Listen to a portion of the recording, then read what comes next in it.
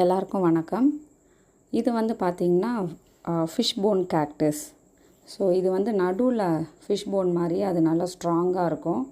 ரெண்டு சைடு முள் மாதிரி இருக்கனால ஸோ இதுக்கு வந்து ஃபிஷ் போன் கேக்டஸ்.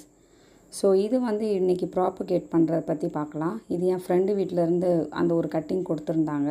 அதிலேருந்து நான் ஒரு இவ்வளோ 3 to 4 கட்டிங்ஸை நான் கட் பண்ணிட்டேன். இந்த மாதிரி கட் பண்ணதுக்கப்புறம் சாயிலில் வந்து கொஞ்சம் நம்ம ஆற்று மணல், நீங்கள் என்ன சாயிலோட ஃபர்டிலைசர் என்னென்னலாம் சேர்த்துருக்கீங்களோ அதோட கொஞ்சம் ஆற்று மணல் சேர்த்துக்கோங்க.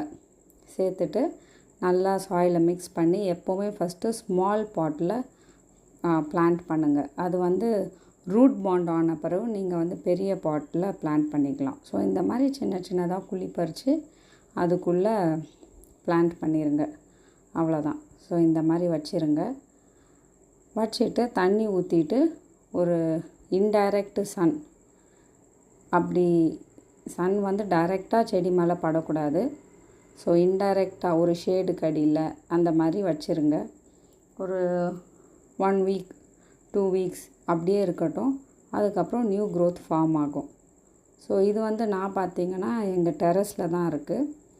அதில் வந்து ஷேடு கடியில் நான் ஹேங்கிங் பாட் மாதிரி ஹேங் பண்ணியிருக்கேன். இதிலேருந்து நல்ல பியூட்டிஃபுல் ஃப்ளவர்ஸ் வரும். அந்த ஃப்ளவர்ஸ் வர்றதுக்கு ரொம்ப வருஷம் ஆகும். நிறையா பேர் 12 years கூட ஆகுன்றாங்க. ஸோ எனக்கு இது வந்து என்னோடய ஃபர்ஸ்ட்டு பிளான்ட். இது ஃபிஷ் பாண்ட் கேக்டஸ். நான் கடையில் வாங்கலை, என் ஃப்ரெண்டு வீட்டுக்கு போகும்போது அவங்க வச்சுருந்தாங்க. ஸோ அவங்ககிட்டருந்து ஒரு கட்டிங் வாங்கிட்டு வந்திருக்கேன். ஸோ நான் இந்த மாதிரி பிளான்ட் பண்ணிட்டேன். பிளான்ட் பண்ணி ஒரு 2 to 3 weeksலேயே பார்த்திங்கன்னா நல்ல க்ரோத் இருந்தது. ஸோ இதுதான் க்ரோத்து. ரொம்ப ஈஸியான பிளான்ட், ப்ராப்பகேட் பண்ண பிகினர்ஸ் எல்லாமே பண்ணலாம். ஸோ இது இனி வளர்றதை பற்றி நான் உங்களுக்கு வீடியோ போடுறேன். தேங்க்யூ.